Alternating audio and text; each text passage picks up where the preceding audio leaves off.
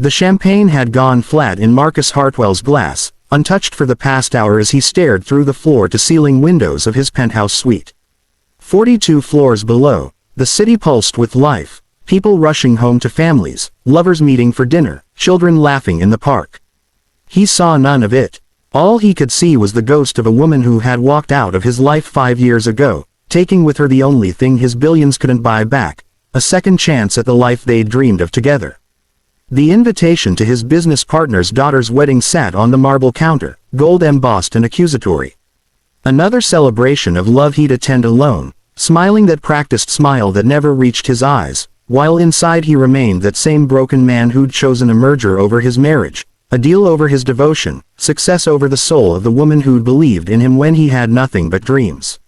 Marcus had built an empire. He'd conquered markets, dominated industries, and amassed a fortune that placed him among the wealthiest men in America.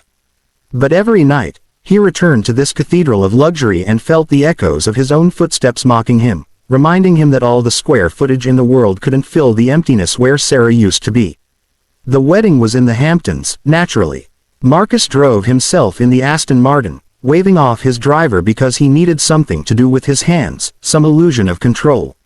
The ceremony was beautiful in that excessive way wealthy people mistake for elegance, but he barely noticed. He went through the motions, congratulated the bride, shook hands with business associates, nursed a bourbon he didn't want. It was during the reception, while pretending to admire an ice sculpture of swans, that Marcus decided he couldn't breathe another moment in that tent full of champagne-soaked laughter. He slipped out, loosening his tie, and started walking down the pristine streets of the exclusive village.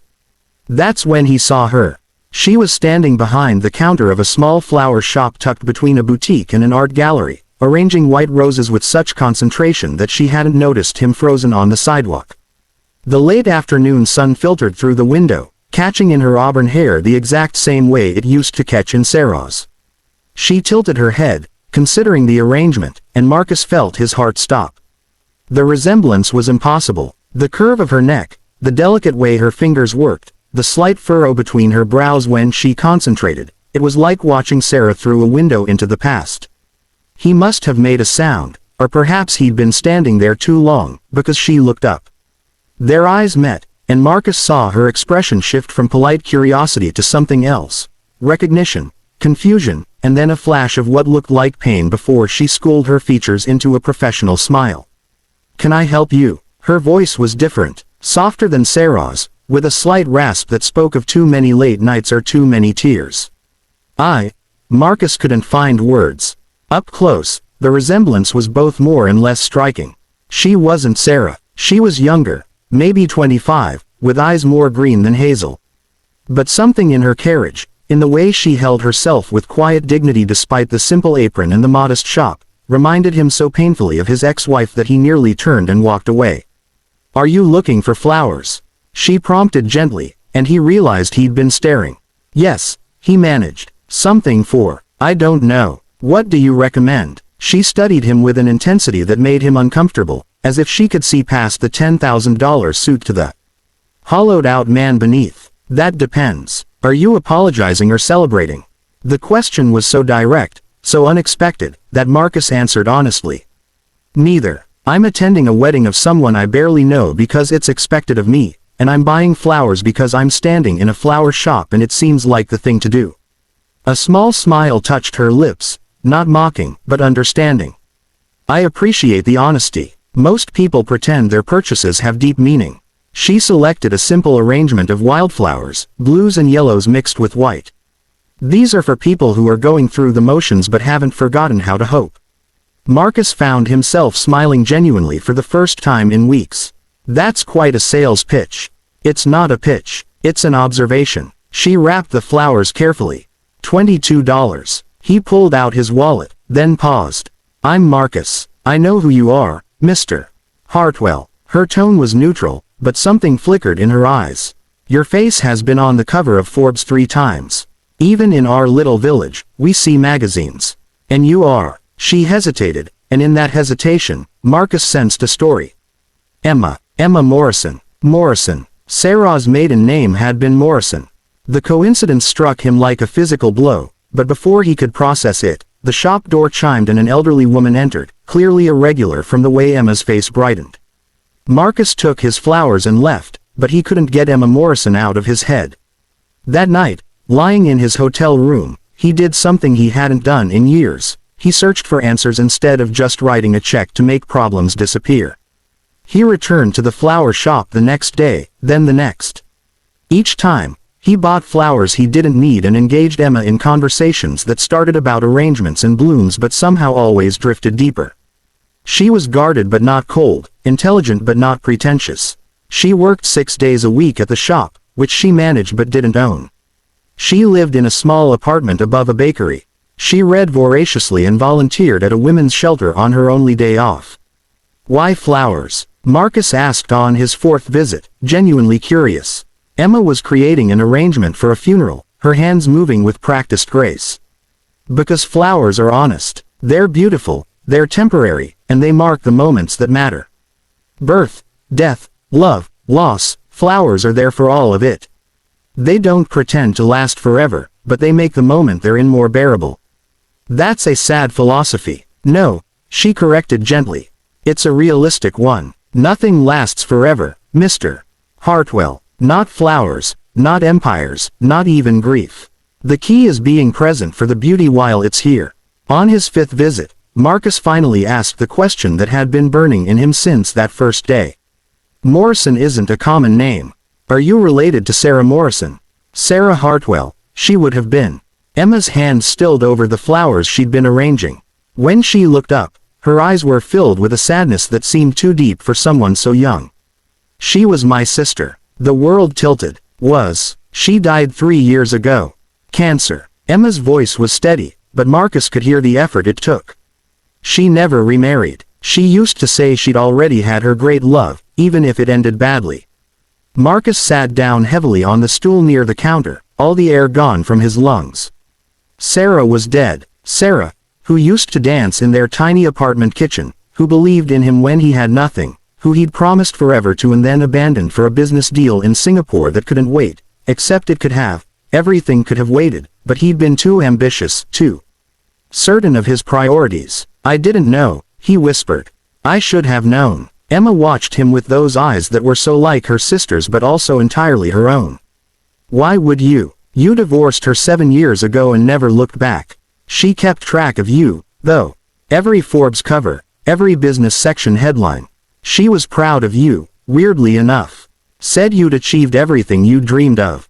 I didn't dream of being alone. Then you achieved what you prioritized.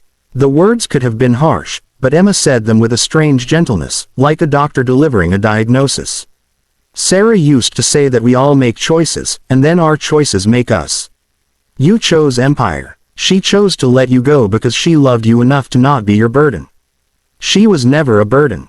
Marcus's voice broke. She thought she was. When you chose Singapore over her sister's wedding, the sister you'd never met because Sarah was estranged from our family over their disapproval of your marriage, she realized she'd never be more important than the next deal.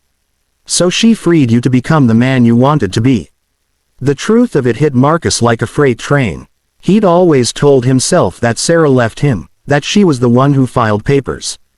He'd never stopped to consider that he'd left her first, emotionally, in every choice he made that placed her second, third, last. How did you end up here? He asked finally. Emma resumed her work on the flowers, needing something to do with her hands. Sarah got sick 2 years after your divorce. She didn't tell anyone at first, typical of her. By the time I found out, it was stage 4. I'd been working in finance in Chicago, chasing the same kind of success you found. But when I saw my sister dying in a hospital room, surrounded by machines and strangers, I realized what mattered. She smiled sadly. She talked about you, especially toward the end. Not with anger. Sarah was never bitter. She talked about the early years, when you were both dreaming big but living small. She said those were the happiest days of her life. Mine too, Marcus admitted. I've spent 5 years trying to convince myself that I made the right choice, that success was worth the price. But every achievement feels hollow. Every milestone is empty. I didn't just lose Sarah.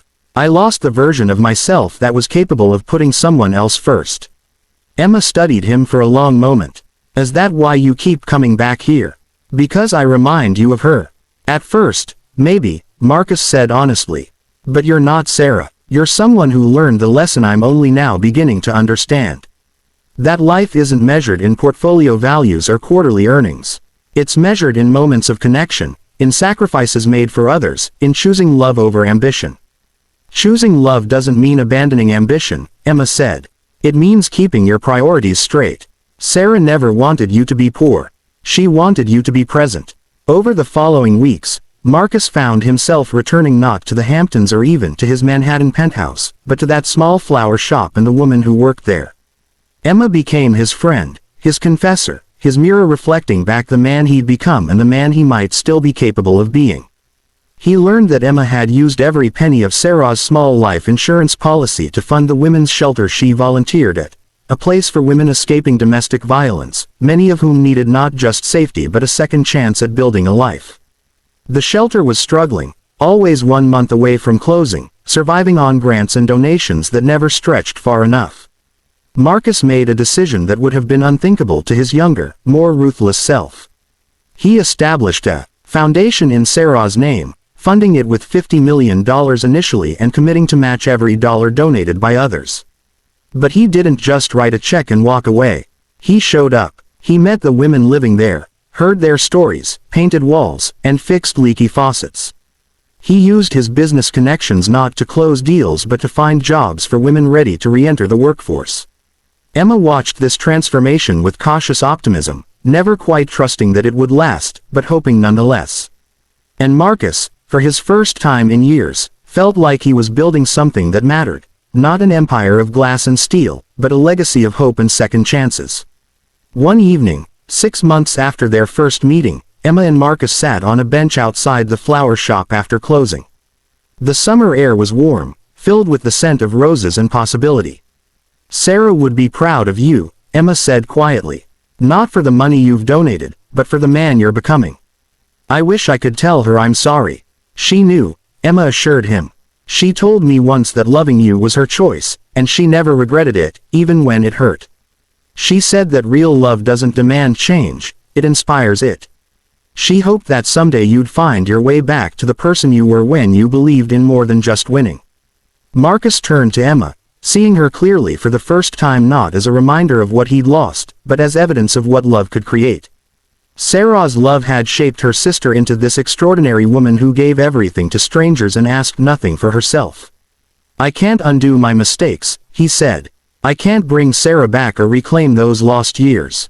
But maybe I can honor her memory by becoming the man she believed I could be." Emma smiled, and in that smile Marcus saw not forgiveness. He'd have to earn that from himself, but acceptance. That's all any of us can do. Learn, grow, and try to leave the world a little better than we found it. Marcus did change. He restructured his business priorities, delegated more, and focused his energy on philanthropic work that actually transformed lives. He and Emma built a friendship rooted in mutual respect and shared purpose, though both of them knew it might become something more when enough time had passed, when Marcus had done enough work on himself to be worthy of another chance at love. The flower shop thrived, eventually expanding into a social enterprise that trained women from the shelter in floristry and business skills. Marcus funded it, but Emma ran it with quiet competence, creating beauty and opportunity in equal measure. Standing in that flower shop 1 year after their first meeting, surrounded by blooms and possibility, Marcus finally understood what Sarah had tried to teach him. That wealth means nothing if you have no one to share it with, that success is hollow without purpose, and that the truest measure of a life well lived isn't what you accumulate but what you give away and who you become in the giving. He couldn't change the past. He couldn't save Sarah or reclaim the years they'd lost. But he could honor her memory by living differently, by choosing connection over conquest, by building not just an empire but a legacy of human kindness. And in the end, that was the greatest fortune of all. Not the millions in his accounts, but the richness of a life finally lived with purpose, guided by the memory of a love he'd been too blind to cherish and the grace of a woman who looked like his past but taught him how to embrace his future.